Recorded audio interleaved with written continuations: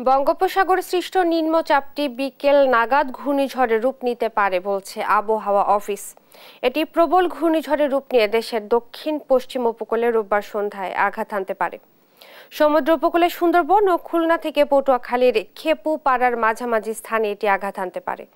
অপেক্ষাকৃত বেশি এলাকা ধরে ঘূর্ণিঝড়টির বিস্তৃতি থাকতে পারে। ঘূর্ণিঝড়ের প্রভাবে শনিবার রাত থেকেই দেশের বিভিন্ন স্থানে ঝড়ো হাওয়া সহ বৃষ্টি হতে পারে।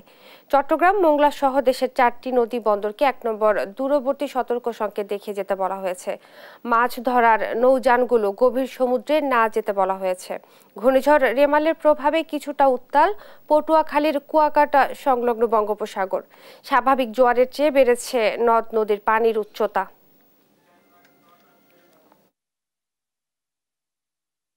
এখন গভীর নিম্নচাপ আছে, যদি ঘূর্ণিঝড়ের রূপ নেয় সেইটার প্রভাবে আজকে সন্ধ্যার পর থেকে কিন্তু উপকূলীয় এলাকায় বিশেষ করে খুলনা, বরিশাল এবং চট্টগ্রাম এই সকল জায়গার অধিকাংশ জায়গায় কিন্তু বৃষ্টিপাত শুরু হবে এবং এটা পর্যায়ক্রমে দেশের অন্যত্র কিন্তু সারা দেশেই বৃষ্টিপাত হওয়ার সম্ভাবনা রয়েছে। আজকে বিকাল নাগাদ হয়তো সাইক্লোনে পরিণত হতে পারে এবং এটি আরেকটু ঘনীভূত হয়ে আজকে রাত অথবা কাল সকাল নাগাদ এটা প্রবল ঘূর্ণিঝড়ের রূপ নেওয়ার সম্ভাবনা রয়েছে।